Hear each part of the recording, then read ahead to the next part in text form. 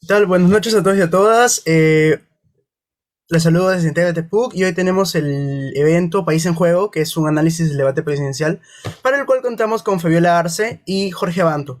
Ambos son politólogos de la Católica y esta noche nos van a responder la pregunta de lo que trata el evento: ¿qué está en juego en estas elecciones? Aquí le doy la palabra. Como prefieran, arranco yo. Bueno, hola a todas, todos. Yo voy a mencionar tres cosas. Creo que están en juego muchos derechos en una época muy particular, además, porque estamos haciendo frente a la pandemia. Eso me lleva al segundo punto que creo que está en juego ahora, al delicado balance entre contener una pandemia y reactivar la economía. Creo que el tercer punto que está en juego en estas elecciones, en particular respecto de las anteriores, es diversidad y derechos, ¿no? Creo que allí el respeto por la diversidad es otro de los puntos críticos que está en juego ahora en particular. Hola, ¿qué tal Fabiola? ¿Qué tal Salvador? Muchas gracias por la invitación el día de hoy. Coincido con Fabi al mencionar que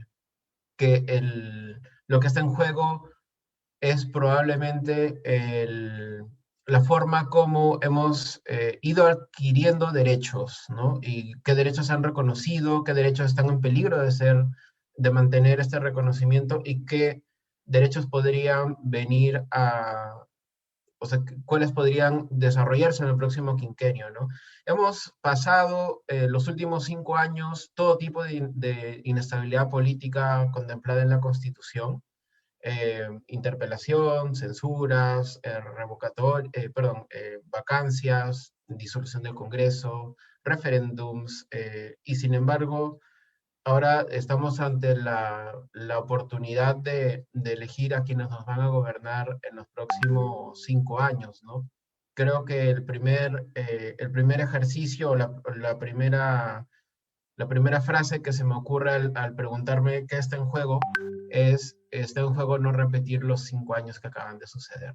Eso es algo muy, muy, creo que ha marcado mucho. Quizás quienes están ahorita viendo este evento pueden suscribir que ha sido bastante duro, ¿no?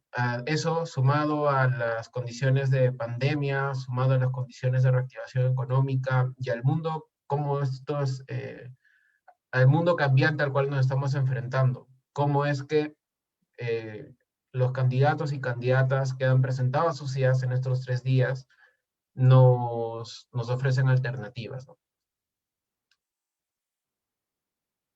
Bueno, entonces, respecto a eso, el primer tema sería dar una opinión de las presentaciones de los candidatos en estos 3 días de debate.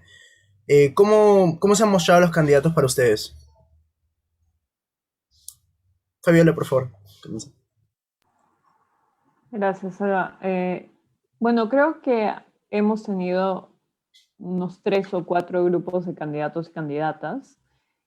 Sin duda han habido, a mi juicio, 2 candidatas, ambas que han demostrado mucha más solidez en términos del debate, en el formato en el que se dio el debate, en cómo plantearon sus posturas y en el tipo de solvencia que demostraron frente a la audiencia. Creo que efectivamente tanto Mendoza como Fujimori tuvieron un tipo de solidez en términos del debate que fue importante y que fue particular, al margen de que coincidamos o no coincidamos con ellas. Eso es algo que es importante reconocer. Creo que hubieron también un grupo de candidatos, particularmente de Soto, Aliaga, cuyas performances decepcionaron un poco, ¿no? Creo que con el caso de Acuña estamos acostumbrados a una performance que da que desear y que ha sido producto de múltiples memes en nuestra sociedad durante los últimos años. Entonces no era de extrañar, pero digamos las performances de Soto y de Ayala, creo que incluso para sus electorados son performances que muy probablemente han dejado que desear en algunos sectores. Y creo que hubieron también un grupo de candidatos que no estaban en el escenario público, y eso es lo importante y el motivo por el cual siempre hay que saludar estos debates el Jurado Nacional de Elecciones, porque hay candidatos que sin haber estado en el escenario público, particularmente capitalino y de grandes medios masivos, han estado presentes con ideas en específico y Pedro Castillo, por ejemplo, es un candidato que ha tenido una posibilidad importante de plantear sus ideas de forma mucho más directa hacia una audiencia mucho más masiva frente a otros candidatos y candidatas. Es un poco también lo que ha ocurrido incluso con, bueno, José Vega se retiró, pero podríamos pensar en Alcántara, por ejemplo, candidatos que sin haber tenido antes una oportunidad de despliegue de ideas frente a una audiencia tan grande ahora la han tenido, y creo que varios de ellos han dejado algunos discursos que son interesantes seguir analizando, de nuevo, al margen de que nos gusten o no, pero que son interesantes seguir analizando porque están efectivamente en nuestra ciudadanía.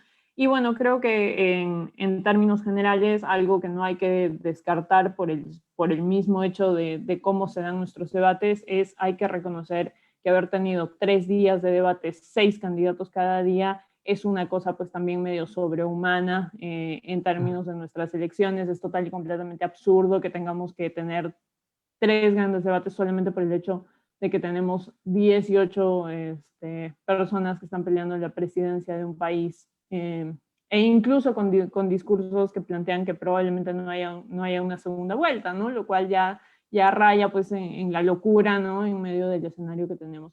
Entonces creo que ese es un elemento que también siempre hay que observar, ¿no? El hecho de tantas candidaturas para una presidencia también es perjudicial en términos de la posibilidad de profundidad en el debate, y creo que eso es algo que en general ha pasado factura y nos pasa factura regularmente en las últimas elecciones de los anteriores años también, ¿no? Y eso es algo que observaría.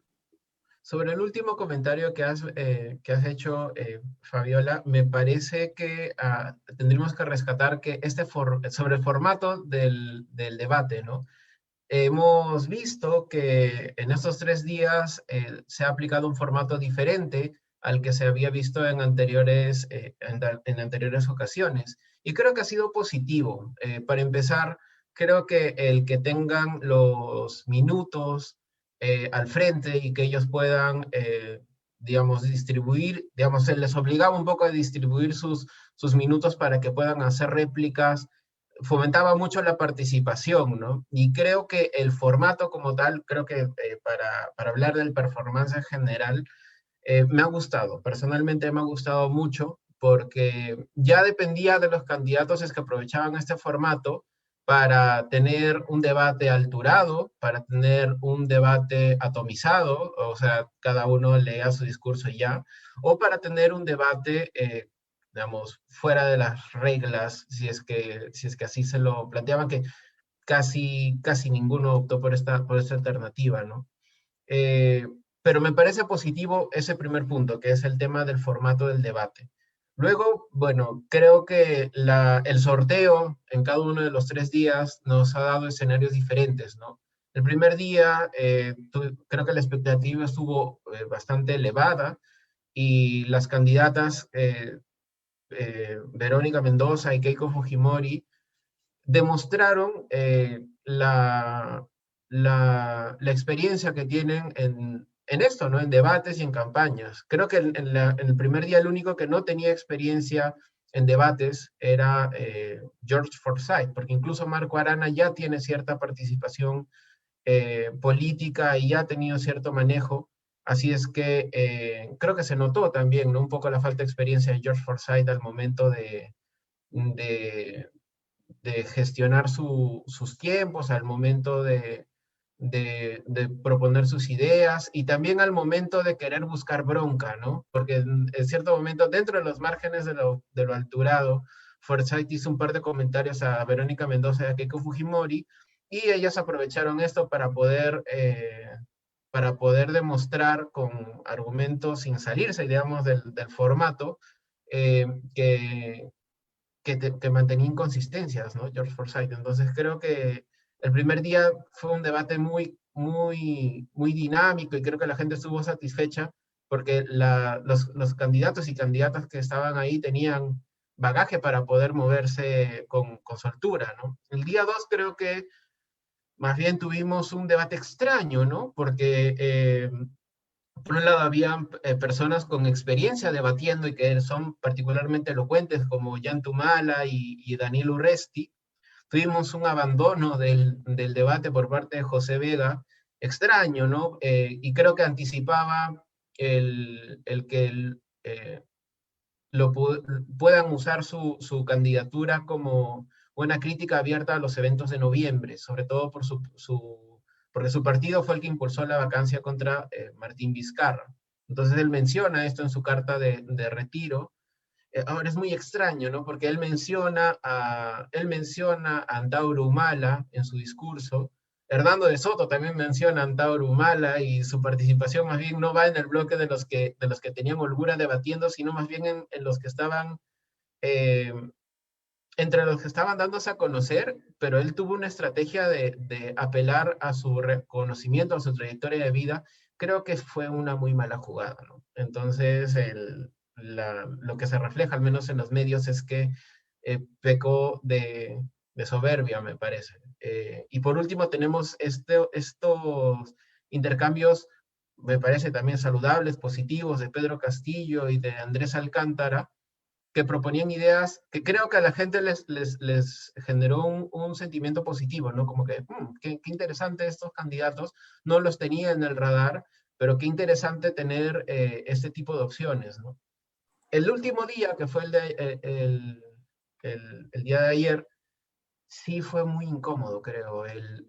La forma como Rafael López Aliaga salió a simplemente leer un discurso y no interactuar, esa atomización ya no es un debate en realidad, ¿no? Es simplemente un acto protocolar por cumplir con las disposiciones, pero el mensaje me parece que fue muy, muy fuerte, ¿no? De desconocimiento del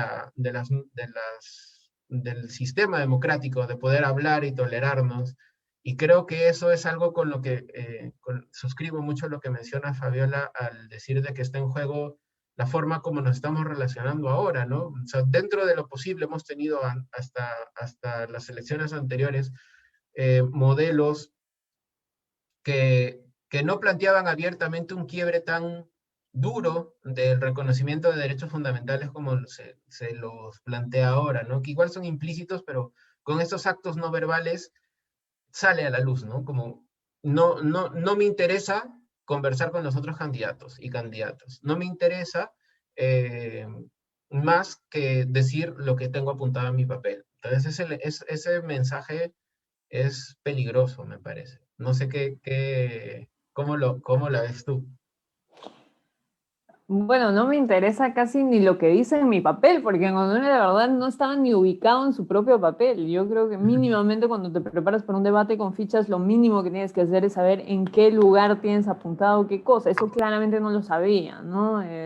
López Aliaga estaba totalmente perdido, incluso en sus propios apuntes, cosa que además nos llevaba a pensar permanentemente, esto alguien más lo ha escrito, ¿no? Era algo que creo que estaba muy allí, muy, muy presente en el imaginario. Coincido plenamente con lo que dices de Forsyth. Se sintió muy fuerte que estaba en un espacio que no era suyo en términos generales, que era un espacio que estaba fuera de su zona de confort. Creo que en algunos momentos intentó apropiarse del espacio y claramente salió golpeado, ¿no? Además, frente a dos candidatas que tenían claramente muchísima cancha en estos espacios de política, ¿no? Y creo que efectivamente no logró sentarse allí. Pero algo que también hay que mencionar respecto del formato del debate y que creo que limitó la posibilidad de un debate un poco más enriquecedor para el tipo de formato que era. Yo tengo mis discrepancias ahí respecto de que el formato tal cual, de un minuto, luego paquetes de minutos,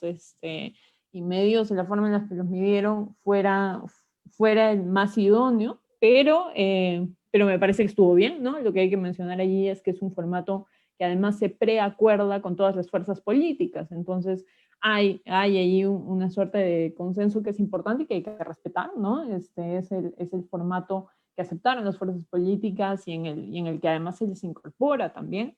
Y bueno, y es algo que decidieron así, pero sí creo que hubo una restricción excesiva a la confrontación.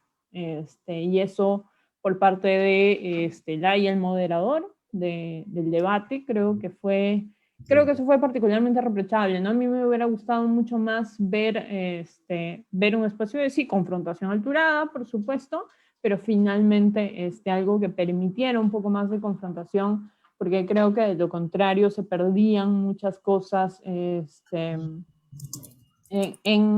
la imposibilidad de dar respuesta real a muchas de las premisas que se plantearon en el debate. Entonces creo que eso es algo que también afectó un poco el formato. Pero sí, efectivamente tuvimos 3 días que fueron 3 días diferentes entre sí, creo que muy diferentes entre sí, y tuvimos como fórmulas de presentación de las y los candidatos que también fueron muy distintas, ¿no? Y también respecto del último día, hay algo que también hay que mencionar y que resultó muy grave, ¿no? Que es la falta de intérpretes, para quechua en este caso, y podría haber sido para cualquier otra de nuestras lenguas, es algo grave, ¿no? Es algo grave que en un proceso que debería ser claramente democrático, mella el fondo mismo del carácter democrático del proceso, ¿no? Entonces, creo que también tuvimos un tercer día que nos hizo pensar en la intervención de Ciro Gálvez en particular, pero que nos hizo pensar también en cuál es este formato. Efectivamente, este formato favorece. A mí me queda claro que ese tipo de formato no está pensado en términos de multiculturalidad, no está pensado en términos de inclusión, y eso es algo que personalmente me fastidia un poco, ¿no? Ese mismo formato con intérpretes probablemente hubiera tenido que repensarse y hubiera tenido que reformatearse también. Eso es algo que creo que hay que pensar y que tenemos que incorporar. Pero sí, efectivamente, tuvimos días que fueron muy diferentes entre sí, y yo creo que tuvimos participaciones que no llegaron que no llegaron a cumplir al 100% las expectativas de cada grupo partidario. O sea, no estoy muy segura de si hayan bloques fuertes que marquen intención de voto por cada candidatura, que probablemente no puedan, no sé, decir que estén 100% satisfechos con las participaciones de sus candidatos o candidatas, ¿no? Me cuesta un poco pensar que ese fue el 100% de la posibilidad de cada candidato y candidata. Creo que cada quien dejó algo, digamos, dejó algo de expectativa no cubierta, algunos muchísimo más que otros, por supuesto, pero creo que eso es algo que también ocurrió en estos días. Claro. Antes de pasar al siguiente tema, tenemos una pregunta del público que la pregunta es si creen que Hernando de Soto y López Aliaga son los grandes perdedores del debate. Porque obviamente algunos candidatos salieron más favorecidos de esto, incluso sin tener propuestas que todos consideramos que sean buenas, pero salieron más favorecidos que otros. Entonces la pregunta es esa. Probablemente Hernando de Soto haya perdido más que López Aliaga, en mi opinión, porque López Aliaga mantiene un bolsón de votantes a los que probablemente no les parezca tan relevante su desempeño en el debate, sobre todo porque los actos que él tiene posteriores al debate es a ir a reencontrarse con su zona de confort, ¿no? Que es un determinado medio de comunicación en donde él sí se siente seguro, tranquilo y tiene otra actitud completamente distinta a la que tuvo en el debate, ¿no? Más bien parecería que él fue a transmitir precisamente eso, ¿no? Incomodidad con la organización, incomodidad con quienes estaba compartiendo espacios. Eh, yo resumiría su participación como incomodidad, y yo creo que esa incomodidad es la fuente de su voto. O sea, él se pinta como la solución a la política tradicional, que es un discurso que se repite bastante, lo repite George Forsyth, lo repite Rafael Santos, pero él ha capitalizado bastante esa imagen, y creo que no pierde tanto. Hernando de Soto sí, porque él se pintaba como un tecnócrata intelectual, y si incluso en el debate de Cuarto Poder en el cual no estuvo presente, sus votantes decían, si es que él hubiera estado, hubiese sido otra el nivel del debate, más alturado, con mayor riqueza, y creo que esa es la imagen que se ha roto, ¿no? Entonces, yo creo que ahí pierde mucho Hernando de Soto. Sí, yo estoy muy de acuerdo con el análisis que hace Jorge, pero creo que a la pregunta de quién es el perdedor del debate o los perdedores del debate, creo que hay más de una respuesta posible, ¿no? Y de todo depende de a qué llamemos perdedor. Si llamamos perdedor a quien vaya a perder más puntos en posible intención de voto, creo que el análisis podría ser mucho más fino. Ahora tenemos a muchísima población que todavía no ha definido su voto. Y creo que es un poco meternos en un tema muy, muy delicado, intentar hacer una perspectiva de qué cosa es lo que puede ocurrir en ese escenario post-debate. Habrá que verlo, por supuesto, pero en términos generales coincido mucho con Jorge. Creo que efectivamente la imagen de López Aliaga no ha extrañado, ¿no? Es un poco la imagen de un niño engreído que ha ido al colegio forzado por la mamá, ¿no? O sea, pero que finalmente no rinda. Bueno, no te extraña, ¿no? No te extraña que no rinda porque es parte de la pataleta general alrededor de no participar de esos espacios y de que de algún modo le da algún tipo de contenido a sus debates en general, ¿no? Pero, ¿por qué mencionaba esto de quién podría denominarse perdedor desde otro enfoque? Porque si pensamos perdedor en términos del pobre papel dentro de un debate, podríamos pensar tranquilamente en Santos, ¿no? O sea, que claramente Santos fue el candidato que vimos entrar al debate como candidato presidencial y que al salir más o menos nos dio certeza de que no iba a votar ni por sí mismo, ¿no? O sea, este tipo de pobre rol dentro del debate de un candidato operando para otro, creo que también nos tendría que hacer pensar si efectivamente eso es un rol de adueñarse del debate, un rol de sobresalir en un debate presidencial, ¿no? Yo creo que hay múltiples respuestas posibles, pero sí, efectivamente, en términos de quién pueda perder intención de voto, si es que ese es un análisis posible con cómo están las cifras ahora y con los márgenes de error y cuán cerca está uno del otro, sí creo que De Soto tuvo más elementos para perder a la interna, ¿no? Creo que fue el que más expectativa pudo haber roto de parte de las personas que tienen alguna preferencia por él, ¿no? Exactamente. Y otro candidato del que me están pidiendo que les pregunte es sobre Alberto Bengolea, sobre su desempeño durante el debate.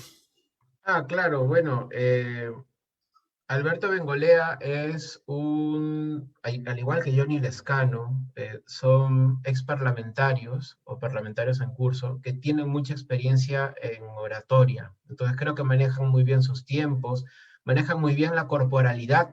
Entonces, la forma como transmiten lo que quieren transmitir independientemente del mensaje, cala. O sea, esa expertise. Entonces, eso beneficia, me parece que beneficia. Además, me parece que Bengolea tuvo candidatas y candidatos en el día que le tocó debatir que le permitieron generar polémica, ¿no? Que le permitieron mostrar no solamente sus ideas, sino también su conocimiento, sobre todo con Forsyth, le hizo caer en cuenta de errores muy básicos sobre derecho, ¿no? Y sobre todo porque George Forsyth vende un mensaje de que él ha pacificado la victoria.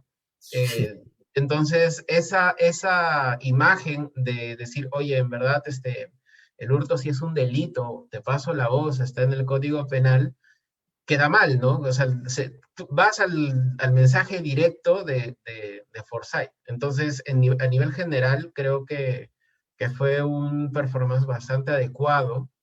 Y ya veremos si es que eso cala en las próximas encuestas, porque, ojo, las encuestas que están saliendo en estos días, por ejemplo, la que salió hoy con Datum, me parece que no recogen lo pasado lo que ha acontecido en los tres debates. Entonces, todavía es un escenario que podría no ser el que está sucediendo en este momento, ¿no? Entonces, está todavía para tomarlo con pinzas.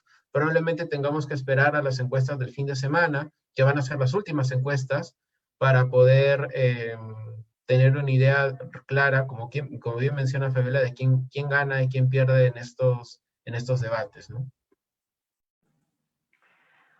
Sí, de acuerdo. Yo creo que Bengolea además tenía algunas ventajas, ¿no? Además de su propia experiencia como político, Bengolea viene del PPC, el PPC no está cargando con algún fantasma tan duro en comparación a otros grupos políticos.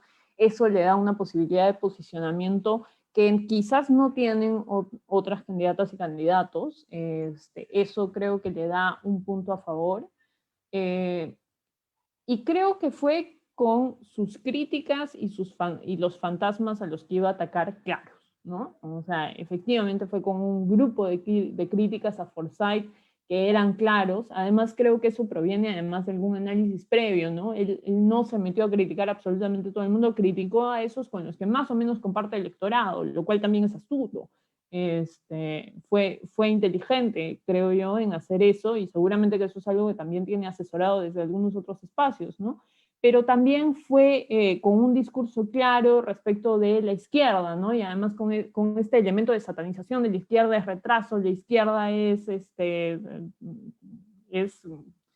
no poder desarrollarnos, etcétera, etcétera. Lo tenía muy bien construido, se notaba que él iba con eso al debate, iba a construir un fantasma sobre la izquierda, pero iba a plantearse sobre una posición de derecha que tampoco terminaba concibiéndose como radical. Tenía un elemento allí que es también muy valioso y que viene del hecho de tener un partido, ¿no? O sea, de tener un partido que bien que mal conocemos, que bien que mal tiene una fuerza detrás, que tiene más o menos un electorado calculado. Tengo mis dudas respecto de que eso le vaya a dar mucho rédito, creo que le va a dar algún rédito, ¿no? Pero creo que en términos de cambio de configuración no va a pesar tanto y allí podría estar equivocada, por supuesto, pero me da la sensación de que no es que vaya a pesar tanto respecto del espectro general, pero sí es cierto, fue con una serie de elementos que jugaron a su favor, creo que fue con un discurso muy claro respecto de a quiénes critico, cómo critico, qué fuerzas políticas son mis fantasmas y cómo es que puedo posicionarme, creo que eso lo tenía perfectamente claro. Y bueno, yo no soy tan fan de cómo se expresó en algunos momentos súper hiper acelerado, creo que fue algo muy ensayado también y bueno, es parte de su estilo seguramente, pero creo que pudo haber tenido como una performance un poco menos frenética quizás en algunos momentos, pero fue interesante. Ciertamente fue con mucha más solidez que otros candidatos y candidatas, ¿no? Sí. Ahora me gustaría ya comenzar directamente con el primer bloque, que es sobre salud y pandemia, básicamente. ¿Cuáles han sido las propuestas relacionadas a las pandemias de los candidatos? Porque se habla bastante sobre camas UCI, falta de oxígeno, incluso se han dado fake news, entonces queríamos saber cuál es su opinión respecto a esto.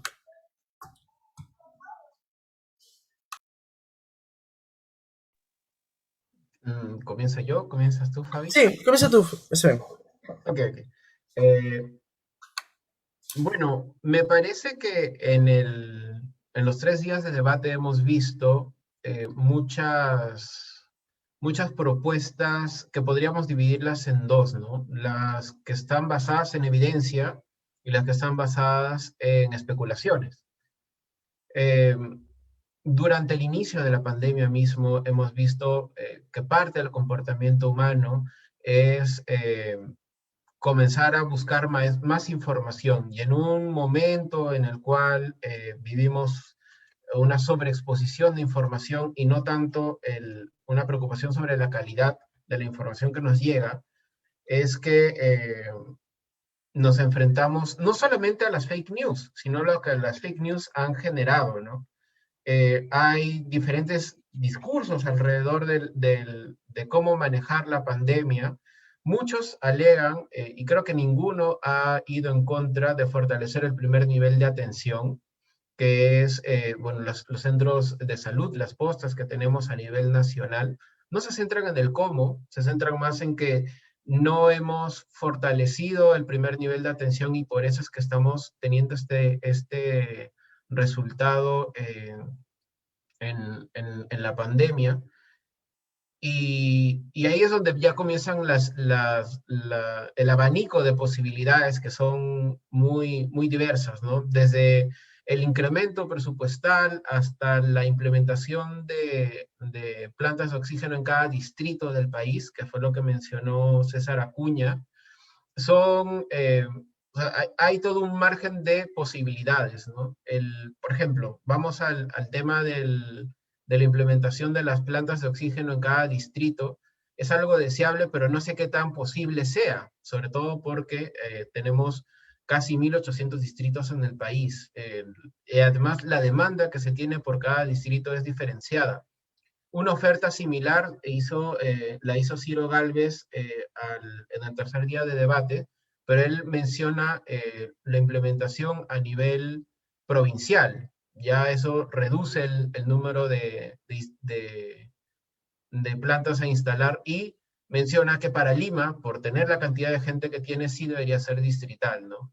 Me parece que son dentro de las ideas, todavía no van al cómo, ¿no? Porque igual eso implica un gasto, aunque Ciro Gálvez sí mencionó cuánto podría implicar de gasto esto, y lo hizo sonar como algo bastante razonable.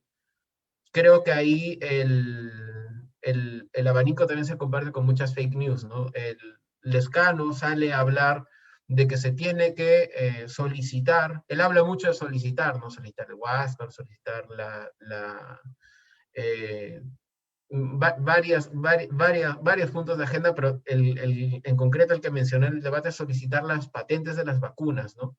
Y esto es un escenario inviable porque no solamente necesitas, digamos, la receta secreta, sino que necesitas toda una industria farmacéutica especializada, laboratorios certificados con certificaciones internacionales y capacidad científica para poder desarrollar vacunas. Si es que esto se implementara, que espero se implemente independientemente de quién gane, vamos a poder producir nuestras propias vacunas de forma masiva probablemente en 3 a 5 años. Lo cual no tiene que ver con el sentido de la emergencia, ¿verdad? Uno escucha el escano y podría pensar de que te dan la receta y para noviembre estamos produciendo 100 millones de vacunas, ¿no? Pero no es así. O sea, precisamente al ser un bien tan escaso, no es solo porque la patente no esté desarrollada. De hecho, lo que sí se ha hecho es el secuenciamiento del virus, sí se ha compartido de forma pública el secuenciamiento del virus para sacar pruebas y por eso es que hay varias candidatas a vacuna en diferentes países. Precisamente hay candidatas en los países donde hay posibilidad de obtener vacunas. En la carrera latinoamericana para la obtención de vacunas, quienes están presentes son Brasil, Cuba, Argentina, que son países que desde hace décadas vienen apostando por innovación y desarrollo y, y, y, y el apoyo a sus científicos, ¿no? Entonces, creo que eso es algo completamente inviable, está basado mucho en fake news y lo complementa al mencionar, también lo ha mencionado en algún momento Andrés Alcántara, a la medicina tradicional, ¿no? Hay mucho, se dice mucho sobre la medicina tradicional, no hay evidencia, podría generar una falsa sensación de seguridad, como la generó en su momento la ivermectina, como la generó en su momento el dióxido de cloro, ya medicinas que han sido verificadas y que se ha descartado su uso de forma objetiva, verificada, replicable, pero no se ha hecho sobre el chuchuguasi, el matico, el cañazo, que son cosas que ahora los políticos se permiten decir, ¿no? Entonces, y la gente cree, eso es el fondo de mi participación, la gente cree en esto porque ya hay, o sea, no solo los candidatos, ya hay un discurso detrás al respecto, ¿no? Sí, quizás como para ir en esa misma línea de argumento que comparto totalmente, yo creo que allí también hay que estar muy conscientes de la época que vivimos, ¿no? La época que vivimos es la época de una pandemia que nos ha puesto en jaque, que nos ha puesto en jaque incluso de cómo concebimos la realidad. Y este es un escenario que es muy delicado en términos de la articulación de cualquier tipo de discurso. O sea, este es un escenario en el cual vender sueños no solamente puede ser una estrategia de campaña, sino que puede ser algo que la población reciba con muchísima avidez. Nuestra capacidad como población ahora para la detección de fake news es totalmente diferente que nuestra capacidad fuera de un contexto de pandemia.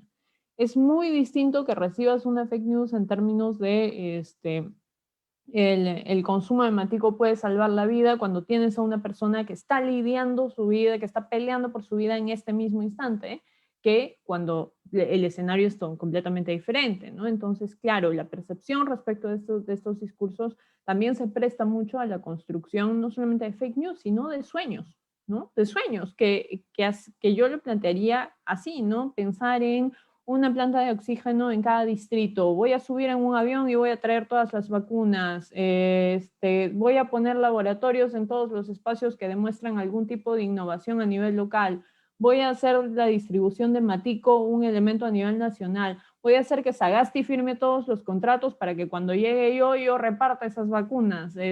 Todos estos elementos que responden a algún imaginario y que probablemente estén fundados en la buena fe de las personas, ¿no? En lo que efectivamente quieren que se logre, pero que claramente no tienen asesoría profesional ni fundamento técnico y científico detrás, son elementos que calan muy fácil ahorita en el contexto que tenemos, que pueden ser muy perjudiciales en muchos casos para la sociedad, y eso ya lo hemos visto con el caso de la ivermectina, lo hemos visto con el caso de muchas otras cosas que se dijeron alrededor de qué cosa podía o no podía curar el COVID, pero que son elementos que están allí, ¿no? Y al mismo tiempo creo que las propuestas que se dieron dejaron mucho que desear en términos de lo que sí es posible y no se dijo, ¿no? Por ejemplo, ¿qué tanto estuvo presente la idea de COVAX Facilities en el debate? Prácticamente nada, y es probablemente uno de los elementos a los cuales deberíamos sacar más provecho en este contexto, ¿no? ¿Qué tanto estuvo presente la idea de unir fuerzas a nivel regional para pensar en otros mecanismos de cooperación e intercambio? Prácticamente nada, ¿no? Es muy distinto pensar en mecanismos de cooperación y plantearlos como posibilidades reales de salida conjunta frente a la pandemia que decir voy a pedir las vacunas a los países a los que les sobran, ¿no? Creo que hubieron allí muchos discursos que dejaron muchísimo que desear por parte de Forsyth, de Soto, de Lescano, creo que podría ir uno por uno, ¿no? Y terminar más o menos todos los candidatos y candidatas, pero creo que hubo mucho de vender el sueño, ¿no? Te vendo el sueño de que la pandemia se acaba en diciembre, te vendo el sueño de que yo llego y vacuno a todos al día siguiente, de que yo llego y me subo en un avión el mismo 28, ¿no? O sea, así ya como que el circo armado, ¿no? Que es muy delicado y que fueron promesas muy difíciles. Creo que hubo muchísima ausencia de mecanismos que sí son reales y que sí podrían ayudarnos efectivamente a contribuir la lucha contra la pandemia. Y creo también que hay como muy poca conciencia, no sé si muy poca conciencia, pero muy poca sinceridad respecto del planteamiento de las personas que tenemos en política en cuanto al olvido sistemático de servicios, ¿no? Algo que hay que resaltar, por ejemplo, es que uno de los sectores para los cuales se mencionó porcentaje de presupuesto público fue educación. Esto no ocurrió de la misma forma para salud. Eso es algo que debería llamarnos la atención. Y el aterrizaje a ese tipo de aproximación solamente se dio por probablemente Ollanta-Humala, creo, que fue el único que dijo, eso no se puede subir así como ustedes están diciendo, porque ya se intentó y no ocurrió, no va a ocurrir, lo intentamos y no ocurrió, no llegamos a más del 4% en educación. O sea, ese tipo de aproximación que es un poco más aterrizada, un poco más basada en evidencia, que puede no ser alentadora, pero que puede resultar muy importante para que el país la sepa, parece ser algo que efectivamente no está en el discurso, en parte seguramente porque no vende, pero quizás el contexto de una pandemia es precisamente ese momento para sincerar ese tipo de aproximación a la población y a lo que puede ocurrir desde la presidencia de un país, ¿no? Sí, justo ahora que mencionas, nuestro segundo bloque de preguntas es sobre el tema de educación, ¿no? Porque se tocaban varias propuestas como el Internet para todos, licenciamiento de universidades, pero también se preguntó sobre el enfoque de género y las respuestas fueron poco claras de la mayoría de los candidatos, incluso esquivas en algunos casos. Según ustedes, según su opinión, ¿cómo estuvieron los candidatos en este tema? Comenzamos contigo, Fabiola, por favor. Fue penoso, ¿no? O sea, creo que excepto por Verónica Mendoza y Julio Guzmán, la aproximación a todo lo que tenga que ver con enfoque de género es bastante penosa. Creo que hay muchísima, no solamente muchísimo rechazo, sino también muchísima falta de preparación en el tema respecto de muchos candidatos y candidatas, ¿no? Y eso se nota, es evidente. Y, y creo que además es penoso que se hayan llevado términos como ideología de género, ¿no? Cuando ya es un término que ha sido ampliamente discutido y que lastimosamente sigue muy presente, pero que con seguridad no debería estar presente en la máxima autoridad de un país, ¿no? Yo creo que ahora más bien muchos de los candidatos y candidatas lo que han intentado hacer es esto que Forsyth mencionó, voy a parafrasear un poco lo que dijo porque no recuerdo las palabras exactas, pero dijo algo así como un enfoque de igualdad de género basado en valores de mujer y varón, ¿no? Una cosa así, ¿no? Que era como, bueno, ni chicha ni limonada, un poco, ¿no? O sea, ¿qué exactamente estás entendiendo por enfoque de género con esto que estás diciendo? Pero que al mismo tiempo ya no recurría a algo a lo que Keiko Fujimori sí recurrió, que fue al término ideología de género, ¿no? Que claramente es un término pues, que ya no cabe muchísimo menos cuando estás discutiendo la educación pública de un país, ¿no? Al mismo tiempo, creo que en comparación a debates hace 5, hace 10 años, sí hay mejoras sustanciales, incluso el hecho de que una de las preguntas ciudadanas en el debate haya sido abiertamente sobre enfoque de género en particular, así no, lastimosamente no se respondió específicamente a esa pregunta tal cual debió responderse a mi criterio, pero el solo hecho de que eso ya haya estado presente creo que ha sido un buen indicador y creo que efectivamente hay algunas candidaturas que sí lo han mencionado un poco más. Algo que también hay que mencionar es que políticas vinculadas a igualdad de género o enfoque de género en específico no fue un bloque del debate. Entonces tampoco tenemos un elemento de medición allí que nos pueda ayudar a ver efectivamente cuál es la aproximación para todos y todas los candidatos y candidatas por igual, pero tenemos algunas intervenciones como más o menos sueltas al respecto que creo que sí fueron útiles, ¿no? Pero como digo, creo que hay muchísimo desconocimiento, se notó muchísimo y creo que hay un intento un poco burdo a veces de intentar poner, bueno, enfoque de género junto con lo que yo quiero decir respecto de lo que yo entiendo como valores de la familia y del ser hombre y del ser mujer, ¿no? Eso también estaba allí, es un poco extraño, pero como digo, viéndolo en grandes términos, tampoco es el punto en donde estábamos hace 10 años. Y quizás eso es algo a mencionar también. Me parece, solamente para agregar a lo que ha desarrollado bastante bien Fabiola, la, el enfoque de género es particularmente sensible porque dentro de las cosas que hemos vivido en este quinquenio, hemos tenido la aparición de un movimiento que es Con mis hijos no te metas, que es crítico del enfoque de género, ¿no? Y lo denomina ideología de género, y le siembra muchos fantasmas alrededor, ¿no?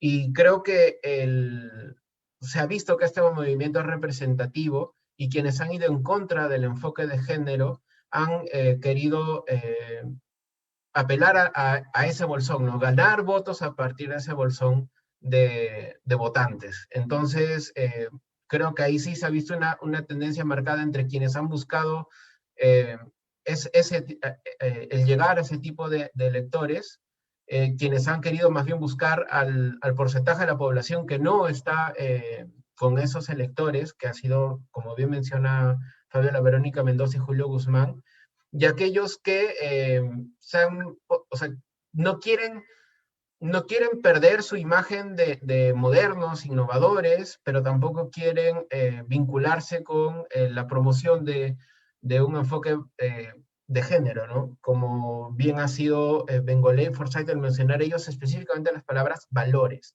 Entonces, no es que el enfoque de género no enseñe valores, eso es algo, de hecho, promueve valores de equidad, ¿no? Eso es algo que lo explicó, creo, de forma bastante sencilla y entendible Julio Guzmán y Verónica Mendoza, pero sobre todo Julio Guzmán recuerdo que se tomó unos 20 segundos para explicar qué entendía él por enfoque de género, y de una forma bastante jovial, de hecho, también. Entonces, creo que ahí vemos, y quienes no han mencionado eso es porque no quieren apelar a ese bolsón de electores, ¿no? Porque hay muchos candidatos que ni siquiera lo han mencionado. Entonces, ahí es muy interesante ver cómo esa pregunta va mucho más allá del mismo enfoque de género, sino sobre las personas que consideran esto como una amenaza para sus hijos e hijas, ¿no? Sí, tenemos una pregunta que es si la postura a favor o en contra del licenciamiento de universidades puede influir en el voto de los y las estudiantes universitarios afectados por estas medidas. Jorge, por favor. ¿Puedes repetirme la pregunta, por favor? Sí, claro. La pregunta es si la postura de ciertos candidatos está a favor o en contra del licenciamiento de universidades puede influir en el voto de los y las estudiantes universitarios afectados por estas medidas. Ese es otro movimiento u otra propuesta que ha generado un movimiento social en los últimos 5 años, ¿no? Creo que quien se ha metido, o quien ha buscado meterse con la educación superior en estos últimos años ha obtenido un fuerte rechazo, al menos por un sector de la población, pero también hay candidatos que no han sido consecuentes con su discurso, ¿no? Bengolea salió a mencionar sobre la reforma educativa y mejora de la calidad educativa, cuando su participación en el Congreso ha sido más bien de oposición a las reformas, ¿no? De hecho, en algún momento llegó a mencionar que él no entendía el rol de SUNEDU, en qué iba a sumar el rol de SUNEDU, no le parecía positivo el rol de SUNEDU, eso lo dijo hace años ya. Y ahora, digamos que tiene un discurso más bien más como para no pelearse con este movimiento social, ¿no? Que va alrededor de la calidad de la educación. Sin embargo, creo que, bueno, ahorita los bloques que se han elegido para el debate no son casuales, son temas que nos preocupan, y, y creo que ahorita está en boga o en discusión el acceso a la educación, ¿no? Tanto a nivel básico como superior. Y por eso es que el debate iba inherentemente hacia el Internet más que hacia el licenciamiento de universidades. Yo siento que se habló muy poco de ello, eh, y, y quizás casi como para cerrar oraciones, ¿no? No me quedó muy claro lo que dijo De Soto, por ejemplo, respecto a la reforma educativa. Lo mencionó casi con un entrecortado en su participación, pero daría pie a que sí persiste todavía ese espíritu de volver a la situación anterior en que las universidades se regulan a sí mismas, ¿no? Entonces, no sé qué tanto va a influir en los votantes, pero sí vemos que ese discurso, que también está acompañado de un fuerte lobby económico, persiste, ¿no? Eh, Sí, muy de acuerdo con eso. Y mi respuesta sería, ojalá que sí, ¿no? O sea, ojalá que efectivamente el discurso sobre el licenciamiento influya en el voto de cuando menos las personas que se han visto directamente afectadas. Yo creo que honestamente debería influir en el voto de todas las personas que hemos pasado por alguno de esos espacios educativos en algún momento de nuestra vida, y que sabemos lo que es esa experiencia en el país de forma directa, ¿no? Así que mi respuesta a esto sería, sí, ojalá que sí influya, pero al mismo tiempo, como dice Jorge, no tenemos un baremo que sea realmente justo respecto del debate solamente al respecto, y allí quizás para quien hizo la pregunta, un espacio que es interesante ver para este tema en particular es planes de gobierno, ¿no? O sea, los planes de gobierno también allí no terminan de generar una posición del todo sólida, excepto por algunos muy específicos, pero en algunos casos los planes de gobierno incluso mencionan que sí habrá algún tipo de certificación, pero no en la SUNEDU, sino en el MINEDU, ¿no? O sea, hay varias formulaciones allí que se manejan en algunos casos de forma tendenciosa, pero que sí están un poco presentes en los discursos de candidaturas ahora y ciertamente en los planes de gobierno,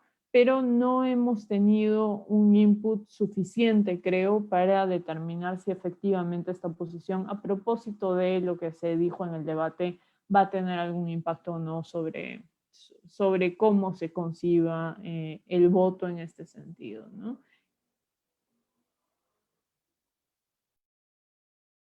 Gracias. Ahora, tocando un poco el último tema del que habló Jorge sobre el Internet, que fue un tema bastante recurrente en estos 3 días de debate, si ustedes consideran que el acceso universal a Internet es viable a corto plazo. Fabiola, tu respuesta. Yo creo que sí, pero que nos va a costar. O sea, creo que es poco sensato decir que no, porque creo que en el país han habido múltiples esfuerzos para efectivamente establecer una red de intercomunicación que pudiera darnos plataforma para Internet, pero ya sabemos, se ha tocado mucho durante estas últimas semanas lo que ha ocurrido con esos contratos y etcétera, con el tema de la dorsal, ¿no? Y del acceso que es posible establecer Internet a propósito de este tipo de interconexión. Así que creo que en este momento ya nos tiene que quedar claro que esa posibilidad va a ser una posibilidad costosa para el Estado por donde se le vea, en un país que es por demás retador geográficamente también, ¿no? Y recordar además que no es solamente la implementación del servicio, sino que es el mantenimiento de un servicio que probablemente no sea rentable. O sea, es una decisión que es difícil, pero creo que es una decisión que puede darse en un mediano o corto plazo si es que efectivamente se tiene voluntad política de inversión particular en esto y de efectivamente ponerse a hombros el derecho a acceder a Internet como algo que tiene que llegar a nuestra población de forma efectiva. Al mismo tiempo, yo sí tengo, es un poco una posición política mía, el decir esto tiene que implementarse en un corto o mediano plazo, porque si no lo implementas en este escenario ahora, en el que claramente esa es una necesidad de primer nivel, digamos, en términos de la educación, y eso es lo que necesitamos en este momento con terrible urgencia para prácticamente todos nuestros servicios. Entonces probablemente después este sea un discurso que fácilmente se disuelva. No sé, imaginémonos que mañana nos despertamos sin pandemia. ¿Qué es lo que ocurre con este discurso? Con certeza la gente no termina de concebirlo como la urgencia que efectivamente es. Yo creo que este es el momento para hacerlo prioridad de mediano o corto plazo. Creo que existen las iniciativas anteriores como para que esto se lleve a cabo, y al mismo tiempo creo que el tema de la dorsal es algo que está muchísimo más presente en el discurso político, ¿no? Hay que aprovecharlo, hay que darle forma a eso, hay que operacionalizarlo, hay que hacer que se pueda. Y creo que al mismo tiempo es interesante también escuchar que todas las fuerzas políticas ya empiezan a hablar de esto como que con mayor frecuencia y que empiezan a poner la mirada un poco más sobre esto. Y al mismo tiempo que todas las fuerzas, creo que es importante ver también que allí las fuerzas políticas no están planteando, sí, que entre el sector privado, no que se haga cargo de esto, porque ya quedó claro que no van a entrar, o sea, ya quedó claro que eso no es rentable, ya quedó claro que eso es difícil de lograr. Ya quedó claro que allí el Estado tiene un rol primordial y que es necesario que lo tenga así, incluso si se espera que el sector privado asuma otro rol diferente al que ha estado asumiendo durante estos últimos años respecto de ese elemento de interconectividad.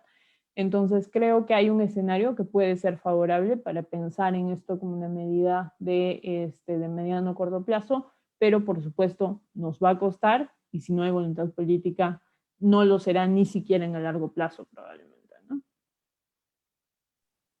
Suscribo completamente con Fabiola. De hecho, si uno se pone a pensar en la digitalización o en la tecnologización del sector público, esto había dado pasos bastante pequeños hasta el inicio de la pandemia. Entonces, con el inicio de la crisis también comienza la oportunidad. Y como bien menciona Fabi, vivimos en un contexto en el que no se va a desinformatizar el mundo, más bien vamos a caminar hacia la informatización.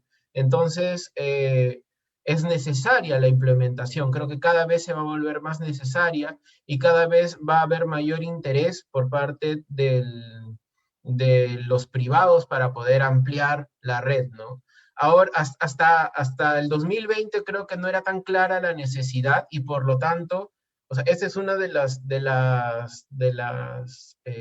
los mercados que se le ha dejado al privado para que en la medida de su rentabilidad crezca, ¿no? Y por eso es que tenemos más acceso en ciertas zonas que en otras, porque al final la implementación corre por parte del sector privado. Digamos que el compromiso que tiene ahora, o lo que ha pasado a raíz de la pandemia, es que nos hemos visto en desventaja respecto a otros países con respecto a nuestra calidad de Internet, ¿no? Y ahí es donde surge la necesidad de modernizar. Eh, es muy interesante, por ejemplo, cómo propuestas eh, que van desde Alianza para el Progreso hasta Juntos por el Perú, agarran el componente de Internet dentro del sector de educación, porque sí comienza, o sea, se ha visto que en este último año es algo más necesario de lo que habían previsto, ¿no? No es solo juegos en red y TikTok, sino también es posibilidad de desarrollo, y por eso es que se hace tangible la necesidad de amplificar la red de Internet, ¿no? Y acá ya comienza un debate técnico del cómo hacerlo, ¿no? Y comienza a haber la discusión de si tenemos un sistema híbrido de satélite con dorsal, si es que solamente masificamos la dorsal que ya está, digamos, desarrollada en un buen sector del país, o cómo es que lo vamos a hacer, ¿no? Ahí es donde comienza un nivel diferente de debate al que creo que los políticos no llegan a clarificar del todo, ¿no? Y, y creo que o sea, si bien es algo muy necesario, creo que no todas las fuerzas políticas lo han acogido de la misma manera, porque no todas la llegan a entender de la misma manera también. Excelente. Entonces pasamos al siguiente punto, que sería seguridad ciudadana, algo de lo que también se habló en el debate. Se tocaron temas como el fortalecimiento de la policía y la prevención del delito. ¿Cómo se mostraron los candidatos en este bloque para ustedes? Jorge, empezamos contigo. Perdón. Muy bien. De hecho, a mí me sorprendió la forma como los candidatos abordaban el tema de seguridad ciudadana, porque me parece que ha habido cierto estancamiento respecto a las soluciones de seguridad ciudadana respecto a las elecciones anteriores, ¿no? Sigue estando muy presente el componente de militarización, sigue estando presente la policialización de la seguridad ciudadana, cuando ya hemos visto, al menos en este último quinquenio, que, o sea, el 2020 ha sido un laboratorio social para muchas cosas. Hemos visto, por ejemplo, cómo en pandemia, los primeros meses el año pasado, sí hubo una reducción del crimen porque hubo una reducción de la movilidad, pero muy al inicio. Después las cosas volvieron a la normalidad y es que no previenes el delito, ¿no? Entonces, yo diría que han habido dos bloques de candidatos, aquellos que iban más hacia la prevención del delito sin, eh, digamos, desconsiderar la idea de la modernización de la policía, y otros que netamente hablaban de la modernización de la policía en términos de policialización, ¿no? Como traer reservistas, como apoyarse a las Fuerzas Armadas, que son componentes que no tienen en realidad una medida de prevención, sino más bien de control y sanción. De hecho, los reservistas que vienen del ejército no están entrenados en el manejo de seguridad ciudadana, más bien tienen un fuerte componente de defensa nacional, que son, digamos, enfoques diferentes para abordar, son problemas diferentes, por así decirlo. Entonces, creo que ahí hay mucho desconocimiento, hay mucho estancamiento, como digo, de las propuestas, y creo que es destacable lo que menciona Bengolea, por ejemplo, porque, bueno, lo que hace es apelar a la criminología básica, ¿no? De ir hacia el fortalecimiento del sistema de justicia, y ir hacia el fortalecimiento del, también de la policía, la modernización de la policía, y también ir hacia la prevención del delito, ¿no? Creo que él fue el más claro con esto, y eso es porque, digamos, que tiene el perfil para hacerlo. Sin embargo, también han habido acá propuestas polémicas, ¿no? El uso de armas de fuego por parte de la población. Ya se ha visto que eso no reduce el crimen, más bien incrementa los delitos violentos. Hemos visto también, bueno, el tema de los reservistas, que ya, digamos que hemos visto que no es que tenga un impacto real, lo hemos visto hace unos meses nada más. Me parece que hay todavía una agenda pendiente. No he visto todavía una estrategia contra la inseguridad que me haya parecido, digamos, que agarre todas las aristas.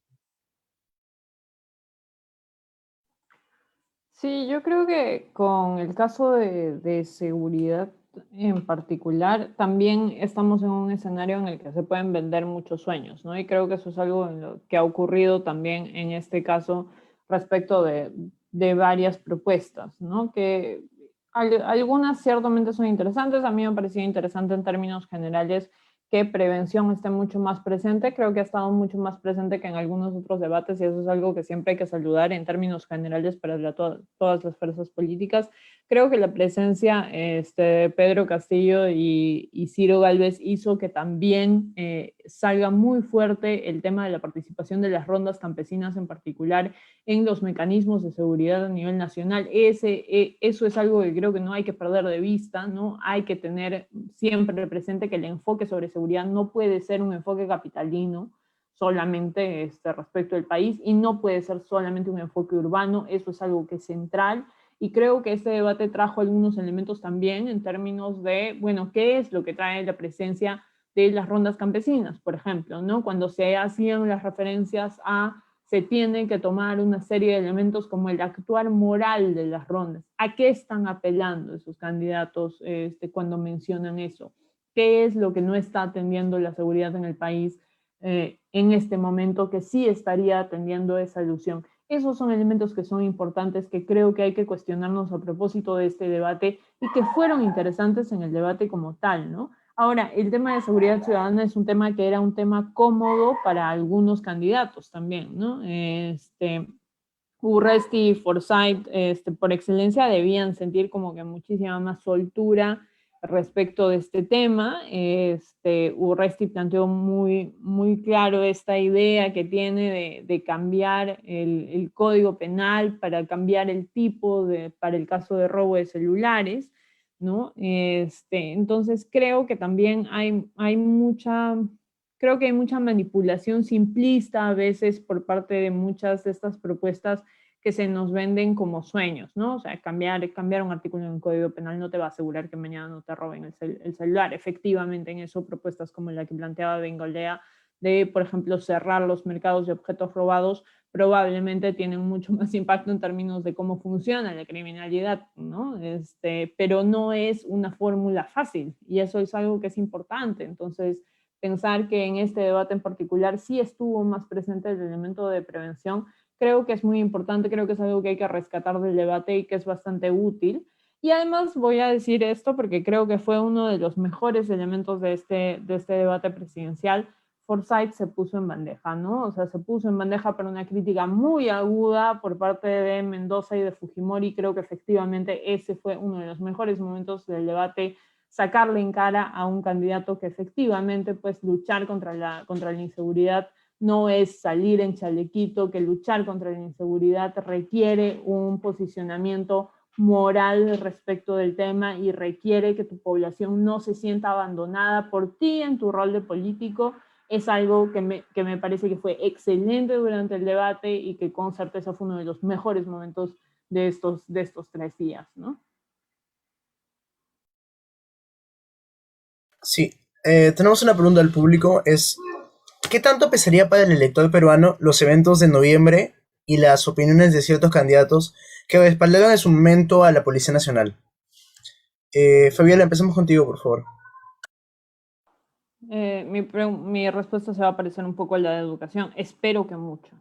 Espero que mucho. Creo lastimosamente que los planes de gobierno todavía no responden a todo lo que ocurrió en noviembre y a la pérdida de vidas humanas a manos de la policía. Creo que los planes de gobierno claramente todavía no responden a eso, excepto quizás 2 excepciones. Estoy pensando en Mendoza y en Guzmán.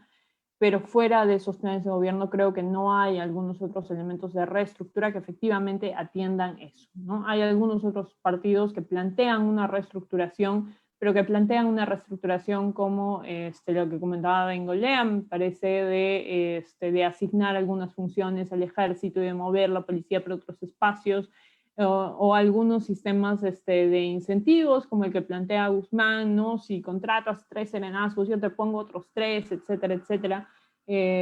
Creo que son algunos elementos que están allí, pero que realmente no atienden, me parece, el fondo de la situación. Y este es un elemento que es muy delicado en el debate, ¿no? O sea, que Keiko Fujimori en su mensaje final salude a la policía y a las Fuerzas Armadas, etcétera, es muy representativo, ¿no? Del rol que está jugando eso y de lo que implica decir reforma policial, ¿no? Eso es algo que todavía pesa muy fuerte, creo, en el discurso.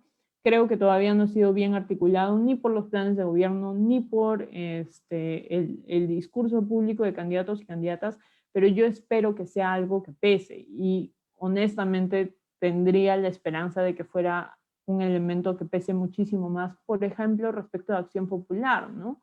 Es bastante duro ver cómo el partido que promueve de forma activa mucho de lo que ocurre en noviembre del año pasado es justamente ese partido que durante todas las últimas semanas ha estado encabezando intención de voto. Es algo que nos tiene que cuestionar y que efectivamente yo creo que ojalá que influya activamente en el voto de la oposición respecto de el apoyo a las acciones que ejecutó la policía durante el mes de noviembre, ¿no?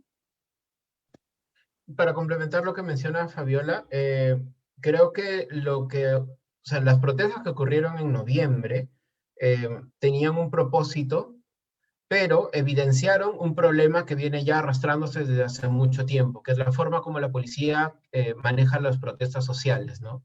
Ya lo hemos visto incluso desde el gobierno de Alan García, también por el gobierno de Ollanta-Humala, que una de las principales críticas es cómo manejó los conflictos sociales, y lo hemos visto de nuevo ahora, ¿no? Entonces es un problema que viene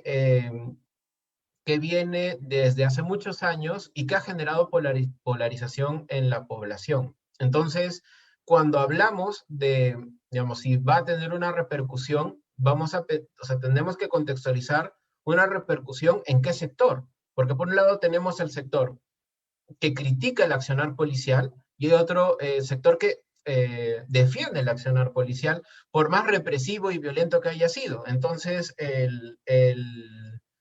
creo que, de nuevo, hemos visto candidatos y candidatas que más bien han buscado ese tipo de electores que respaldan el accionar policial y digamos que tratan de construir una imagen de, bueno, la policía es quien nos defiende y quien nos ha defendido siempre de los peligros del mundo, entre ellos el terrorismo. Entonces siempre termina vinculándose de alguna forma las protestas sociales con el terrorismo y lo hemos visto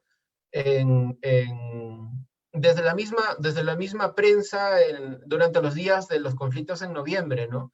O sea, lo primero que se mencionó era que habían infiltrados, ni siquiera infiltrados, se mencionó, esta es una huelga que está promovida por los remanentes de Sendero Luminoso, y había un conjunto de discursos ahí.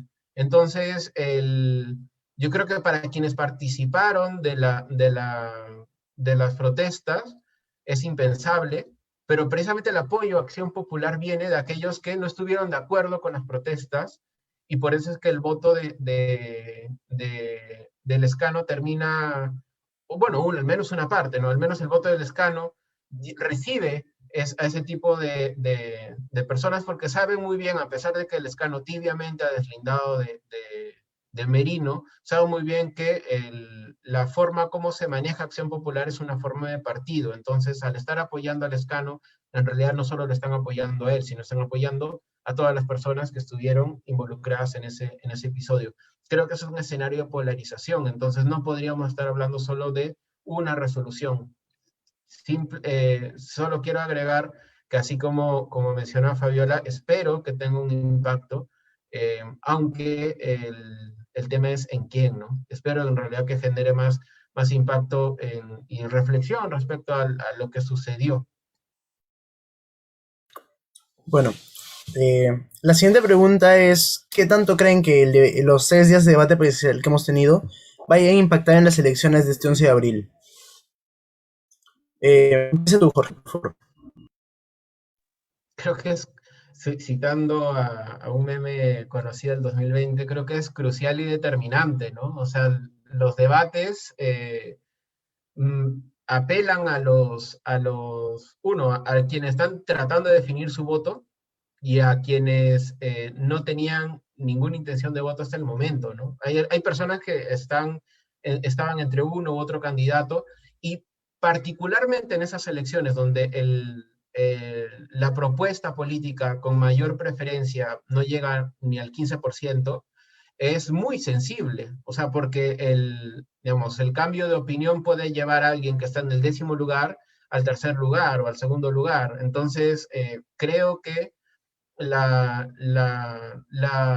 desempeño en estos debates va a ser muy, muy pesado, va a ser muy, muy determinante, pero también va a influir mucho en lo que pasa en estos próximos días, ¿no? No va a quedar solamente en el debate, también, vamos a ver cómo es que se, se promocionan los candidatos y las candidatas.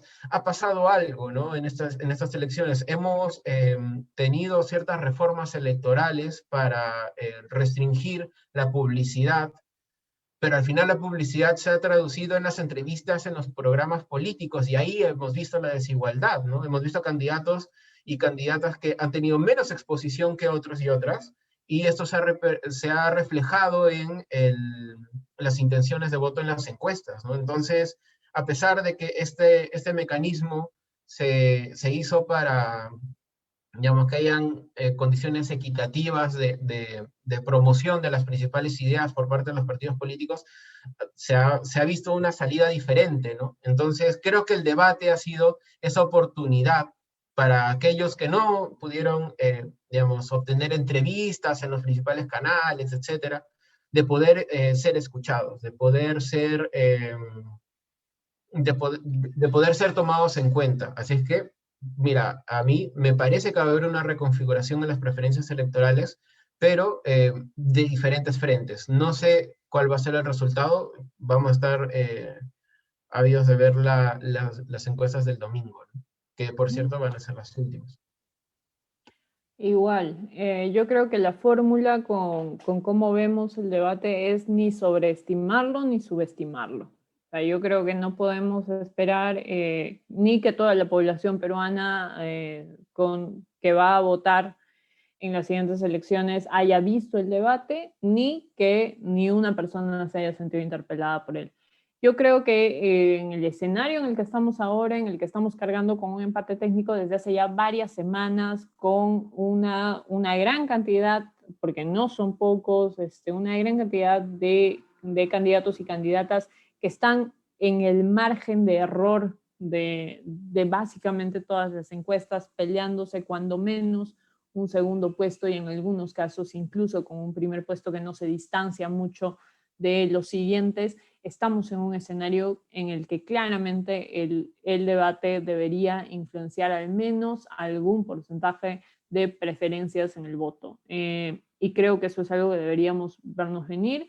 Si eso va a cambiar las tendencias que hemos tenido durante los últimos meses, es posible que sí las defina, especialmente para aquellas personas que no determinaron cuál era su candidato o candidata. Y algo que es importante ver aquí también, y es algo que es importante que veamos cada vez que sale una encuesta, es la cantidad de antivotos, ¿no? Tenemos a mucha población que sin haber definido cuál es su preferencia de voto, sí tiene claramente definido su antivoto, ¿no? Y eso es algo que es importante. Entonces hay que preguntarnos también por esa población. Esa es la población que probablemente puede ver más influenciado su voto por una u otra candidatura. A propósito de los inputs del debate en particular, yo creo que eso es lo que me esperaría, pero creo que también el debate es útil para ver cuáles son las voces que están en ese espacio en ese momento. Creo que también es un buen referente para ver a esas otras candidaturas que quizás ahora no están llevándose una gran cantidad de preferencia de voto, pero que pueden ser voces importantes en las siguientes candidaturas, ¿no? Es decir, yo me imagino que tranquilamente Pedro Castillo vuelve a postular y alcanza una cantidad específica de voto más o menos duro en las primeras semanas y luego puede ir creciendo más en una siguiente elección. Entonces, esos son elementos que también no hay que perder de vista y que pueden ser determinantes, quizás no para estas elecciones, pero sí para las siguientes, y que ahora empiezan a verse, ¿no? Entonces creo que sí, el debate puede ser determinante, como decías hace un rato, ni subestimarlo ni sobreestimarlo, pero en el escenario que tenemos ahorita, con un empate técnico entre tantas candidaturas y con tanta población que no ha definido todavía su intención de voto, sí puede ser un elemento muy importante en el escenario político que tenemos ahorita. Ahora, alejándonos un poquito del tema del debate, el debate presidencial, ¿no? Hablemos del Congreso. Las encuestas de aquí a las elecciones van a variar mucho, pero lo que sí se ve venir es que vamos a tener un Congreso bastante fragmentado, con 18 candidatos presidenciales, pues eso es lo que se espera. ¿Qué podemos esperar de ese nuevo Congreso que va a entrar este año? Fabiola, empieza tú, por favor. Más fragmentación. Yo creo que no hay otra respuesta posible. Entra un Congreso que efectivamente va a tener una gran cantidad de fragmentación entre grupos que además no han buscado consensos hasta ahora entre sí y que probablemente no los busquen y que además tienen en algunos casos formaciones muy, muy precarias a nivel partidario, ¿no? Yo creo que si algo nos podemos esperar con relativa seguridad es mayor fragmentación, recomposición de bancadas, calculo que muy frecuentes, al menos durante los 2 primeros años, una definición de discursos que se empezará a sentir ya ya entrado el periodo legislativo, porque además tenemos a muchísimas personas que entran a política por primera vez. Y esa también va a ser un elemento interesante, esperemos que un elemento interesante para bien, pero va a ser un elemento interesante. Lo que sí es penoso es que está ya prácticamente dicho que entran muchos grupos que no se toleran entre sí, ¿no? Y que no solamente no se toleran entre sí en términos de disputa en un debate, no se toleran entre sí al punto de haberse amenazado, haberse dicho que se van a exterminar, etcétera, etcétera. O sea, a ese nivel de disputa y confrontación van a entrar algunos grupos. Eso con certeza no es bueno para ninguna democracia, eso con certeza no es bueno para ningún debate sobre derechos, eso no nos va a llevar a ningún lugar, así que yo espero sinceramente que pese a la terrible fragmentación que con certeza vamos a tener, podamos tener esto que Jorge aludió al inicio, ¿no? Que nuestro propósito sea no tener lo mismo que tuvimos estos últimos 5 años, ¿no? Esa es la peor fórmula, volver a tener ese nivel de fragmentación, volver a tener ese nivel de oposición, de oposición ruda hacia el Ejecutivo, no es productivo para nadie y con certeza va a costar vidas y esperemos que no nos cuesten muchas vidas en medio de esta pandemia que ya está siendo sumamente trágica para el país en formas inimaginables de un lado al otro de la población, ¿no? Entonces, creo que aunque nos esperamos mucha más fragmentación, que nos esperamos muchos más discursos, espero que quienes sean elegidos y elegidas representantes tengan la solidez suficiente para darse cuenta de que si no llegan a consensos y si no dejan de lado los discursos de odio, nos llevan al hoyo en conjunto porque no hay otra fórmula, ¿no? Creo que el electorado en general siempre mira a la primera vuelta como una carrera hacia la presidencia, cuando en realidad en la primera vuelta se define cómo es que va a estar compuesto nuestro Congreso. Y tenemos representantes políticos que en la presidencial no están apareciendo en las encuestas, como Salaverry, pero en el Congreso tenemos un apoyo del 10%. Entonces vamos a tener bancadas diferentes a las que están participando en el Congreso. FREPAP también está presente en las encuestas parlamentarias y probablemente vayamos a tener un escenario muy parecido al que hemos tenido en estos 5 años y sobre todo en estos en este último congreso, en el congreso presente. Entonces, mi lectura no es optimista en este caso, no, y en verdad, a pesar de que tenemos digamos, no hemos emitido nuestro voto aún, esta tradición, cultura, institución del voto cruzado nos puede llevar a ese escenario de nuevo, ¿no? He leído mucho desde mis redes sociales que están, digamos, practicando un voto cruzado, ¿no? No votar por determinado candidato, pero sí su lista congresal sí les es atractiva y es válido. Pero esto nos ha llevado a los escenarios anteriores, en el cual de pronto tenemos un presidente en solitario o una presidenta en solitario, es lo que vamos a tener. No va a haber un apoyo mayoritario de las propuestas del Ejecutivo en el Legislativo, por lo que estábamos viendo en los últimos sondeos, y es preocupante, ¿no? Porque las crisis políticas no van a cesar, las crisis políticas no van digamos, a minorarse, porque como bien menciona Fabiola, son grupos que han ido generando clivajes, ¿no? Respecto a diferentes temas, ¿no? Posiciones cada vez más marcadas y enfrentadas con respecto a temas que son importantes para la sociedad, ¿no? Entonces, la pandemia ha puesto más temas, y eso es algo que me parece, lamentablemente no creo que vaya a cambiar, aunque depende de nosotros, en realidad, de nosotros y nosotras, cómo, respecto a cómo emitimos nuestro voto, ¿no? Ojalá que tengamos al menos una mayoría parlamentaria que dialogue con las ideas de quien salga elegido o elegida presidente o presidenta. Si no, vamos a tener 5 años de crisis y ya serían 10, ¿no? Bueno, creo que sería más de 10, pero ya es otro tema. Finalmente, ¿qué le dirían al elector peruano para elegir bien este 11 de abril? ¿Hay algún buen candidato? ¿Nos tenemos que vacinar, como siempre, a elegir el mal menor? ¿Le deberíamos hacer caso a las encuestas? ¿Cuál es su opinión respecto a eso? Jorge, continuamos contigo, por favor. Bueno, cuando miren encuestas, fíjense en la ficha técnica, que eso es algo, por ejemplo, en la actual legislación se prohíben las encuestas en la última semana previa a las elecciones, y eso es nocivo, porque se presta a la especulación, ¿no? Y la especulación no te dice, o sea, cuando te dicen, no, papaya, piña, manzana, tanto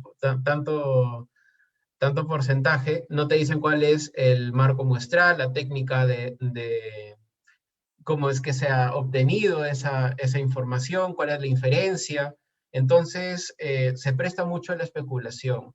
Se presta también para que candidatos o candidatas no se muestren de acuerdo a lo que se va, digamos, al resultado en la primera vuelta, ¿no? Entonces, ese es un primer punto.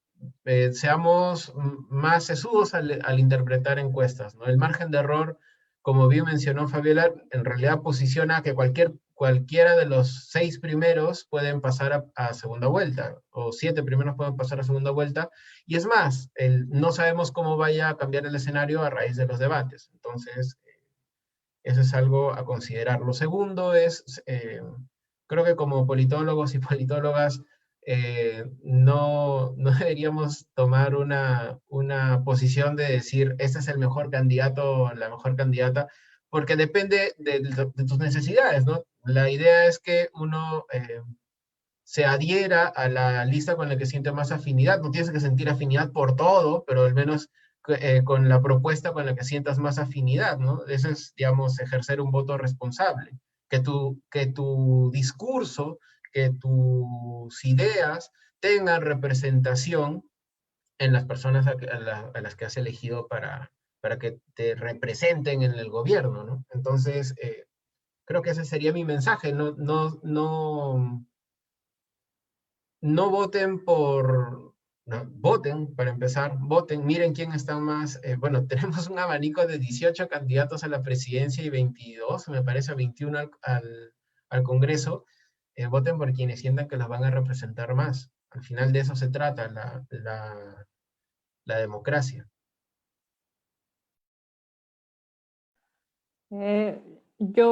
Bueno, primero hacer eco de lo que dijo Jorge, creo que sí es efectivamente importante reconocer además el trabajo de las encuestadoras, creo que es importante ver las encuestas y creo que es importante no desconfiar al 100% tampoco, ¿no? O sea, es importante reconocer que detrás hay un trabajo de recojo profesional que es importante y que se hace de forma articulada por ya años con encuestadoras, no todas, cierto, pero con más de una encuestadora buena en el país y que efectivamente lleva a cabo recojos que son serios.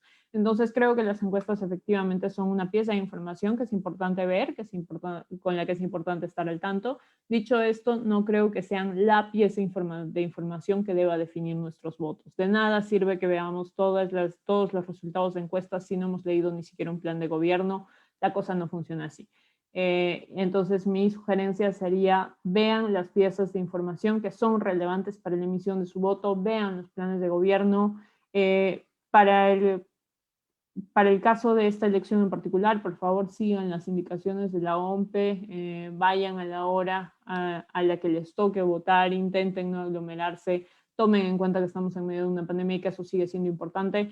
Y en términos de voto, totalmente de acuerdo con Jorge, creo que ahora no se trata solamente de decir por quién votar, ahora se trata también de reconocer, primero de reconocer todas las voces que están en campaña y de identificar, y si tengo alguna recomendación es voten por alguien demócrata, voten por alguien que represente los ideales de la democracia y voten por alguien que sepan que va a ratificar ese régimen que nos permite ir a votar. Porque si alguien no está de acuerdo con ese régimen, y la democracia no es unidireccional, la democracia no funciona solamente con elecciones, la democracia también funciona con el respeto a las diversidades, con el respeto a las minorías, con el afán de inclusión, con la posibilidad de consenso. Voten por esas personas que representan esos ideales democráticos más allá de la sola fecha de la elección. Porque si votamos por alguien que no representa ninguno de los ideales democráticos, estamos votando contra nuestra propia posibilidad de emitir siquiera un voto. Y creo que eso es algo que tenemos que tomar en consideración y que sí es válido para tasar todas las candidaturas en general y creo que sí nos tiene que servir de referente porque finalmente si nos es posible elegir una presidencia es porque nuestro país ha luchado de forma férrea durante los últimos meses por conservar una democracia y eso es algo que deberíamos tener mucho esfuerzo en no perder. Esa sería mi recomendación general. Fuera de ello, respeten a las posiciones de todas las personas que van a ir a votar. Ya no es el momento de confrontaciones irracionales, de confrontaciones que nacen de la bilis y del enojo. Este es un momento en el que también hay que construir consensos, este es un momento en el que hay que reconocernos y este es un momento en el que hay que respetar nuestra capacidad de decisión porque eso también es la democracia. Así que hagamos las cosas con la información suficiente, votemos pensando que votamos gracias a que una democracia existe y votemos para respaldarla. Bueno, hemos llegado al final del evento del día de hoy. Agradecemos muchísimo la participación de Fabiola y Jorge y de todos ustedes desde sus casas.